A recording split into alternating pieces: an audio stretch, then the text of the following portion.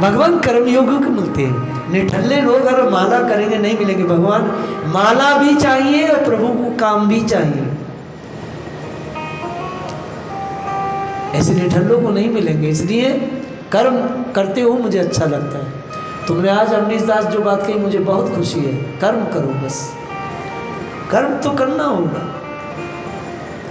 लोग भक्ति का मार्केट करके कमाना खाना छोड़ देते हैं, ये गलत है बहुत ज़्यादा। हम सन्यासियों के कमाना पड़ रहा है, ये कमाना ही ये कथा कहते हैं लोग, धन देते हैं, ये भी व्यापार है। मैं कल भी कहा ये कथा कहना को भक्ति नहीं है। कल भी बोला, आज भी बोल रहा हूं। भक्ति वो है जो 9-10 घंटे आसन पर बैठ के एकांत में होती है, तो भक्ति है। ये नहीं, एक कला है बस।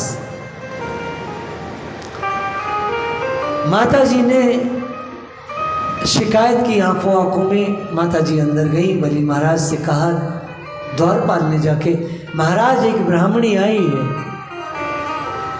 ठाकुर जी से कहा बलि जी ने, जल्दी भेज दो, रो रही है। कौन? माता जी रो रही है बलि जी के सामने। महाराज बहुत दुखियारी हूं। बलि जी ने कहा क्या हुआ? मुझे ठाकुर जी ने नियुक्त किया है। हे मैया, हे देवी, मुझे बताओ क्या दुख है। मैं तत्काल अपना जीवन देके भी तुम्हारे दुख को दूर करूंगा। बलि महाराज से ठाकुर जी ये कहलवा रहे हैं, मैं अपना जीवन देके भी माता जी आपका दुख दूर करूंगा, जल्दी शीघ्र बताओ। मैं बलि ठाकुर का दास हूं। ऐसा भाव पैदा कर दिया बलि जी की छाती में भगवान ने। माता जी कहती हैं सच बताओ भैया, बलि महाराज को राजा नहीं कह रही है। कहती सच बताओ भैया, मुझे दुखियारी का दुख दूर कर दोगे? माता जी तुरंत कहो। भैया मेरे कोई भाई नहीं, कोई भाई नहीं, मैं दुख किससे कहूँ? एक पति था, वो भी भैया चला गया, पता नहीं किसी बड़े राजा के नौकरी करता है, मेरे पास नहीं आएगा। बलि जी ने कहा कौन राजा है? मैं हूं यहाँ का राजा, अभी बताओ। तुरंत मैं सेवक को भेज के वहां से उसे आपके पति को मंगा लूंगा। इतना सब कुछ टॉकिंग हो रही है। माता जी ने कहा भैया तुम एड्रेस दो। माता जी सहजता से कहती है कि जो द्वार पे जो चौकीदार है यही मेरा पति भैया।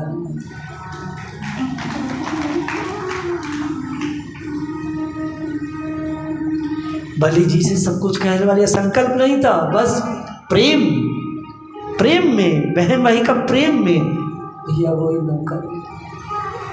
अब तो बलि महाराज नीचे उतर गए, तुरंत ही माता जी के चरणों में लोट-पोट हो गए ठाकुर जी को। अब ठाकुर जी तो देख रहे थे और देख रहे थे कि नारद जी ने किस तरह से इनको ट्यूशन दिया है और उस ट्यूशन के अकॉर्डिंग इन्होंने यहाँ पर वर्कआउट किया है।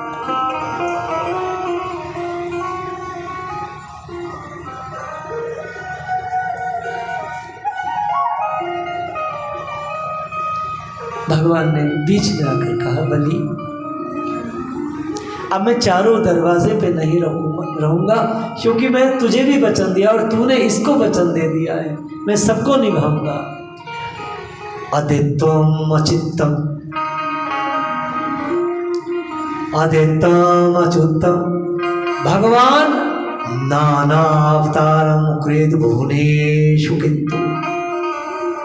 वो अद्वैत है, वो अच्युत है, वो करोड़ों अवतार ले सकता है, अपने भुवन में भी रह सकता है और सबको एक साथ दिख सकता है, सबको एक साथ। भगवान ने कहा एक स्वरूप में मैं तेरे साथ रहूंगा, जो जिस दरवाजे से निकलेगा तू मुझे देखेगा और मैं अब एक स्वरूप से बेटा तेरी बहन के साथ रहूंगा। तेरी बहन है ना लक्ष्मी, तो मैं रहूंगा बेटा। ठाकुर जी मान गए, बलि महाराज मान गए, माता जी प्रसन्न, माता जी ठाकुर जी को लेकर आ रही हैं। माता जी की बढ़ती हो गई, माता जी की बहुत बढ़ती हुई, बहुत ज्यादा। ऐसी कालिंदी, शनिदेव, धर्मराज, ये तीनों सगे भाई हैं। कालिंदी रो रही है दोष पर। भैया दूज जो है वो कालिंदी जी के उसमें आती है। कालिंदी जी रो रही है। आज यम दोज है, आज कालिंदी बहुत रो रही है। कालिंदी कौन है? ये सबकी सब तो लक्ष्मी स्वरूपा है, माँ साक्षात लक्ष्मी है। उसी समय शनि देव और सूर्य देव जो उनके सगे भाई हैं, दोनों द्वारका में आए हैं, दोज पर आए, तिलक कराने आए हैं। वो रो रही हैं, माता जी रो रही हैं। तो दोनों भाइयों ने कहा कि हे बहन, तू क्यों रोती है? क्या दिक्कत है? क्या द्वारकाधीश से के प्रति तू खुश नहीं है? तो कालिंदी जी कहती हैं, अरे मूर्खो, द्वारकाधीश के प्रति तो मैं आनंद में हूँ, मैं तुम्हारी करनी के कारण दुखी हूँ। दोनों भैया सक पका गई, हमारी करनी कायरी जी, तो बता दे, हम तो प्रेम में आए तेरे दरबार से। बोले सुबह सुबह धर्मराज तू बड़ा है ना, तेरा कोई नाम नहीं लेना चाहता, तू बहुत दुष्ट है, लोगों को छीनता है। और सुन काले गलूटे, तू शनि, तुझको कोई याद नहीं करना चाहता, तू एक साथ आ जाता है, बहुत कष्ट देता है भक्तों को। दोनों भाइयों ने माता कालिंदी को एक वरदान दिया।